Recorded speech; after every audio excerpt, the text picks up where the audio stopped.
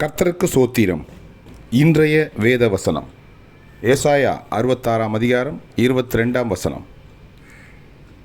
நான் படைக்கப் போகிற புதிய வானமும் புதிய பூமியும் எனக்கு முன்பாக நிற்பது போல உங்கள் சந்ததியும் உங்கள் நாமமும் நிற்குமென்று கர்த்தர் சொல்லுகிறார். ஆமென். ஏசாயா 66 அதிகாரம் 22 வசனம்.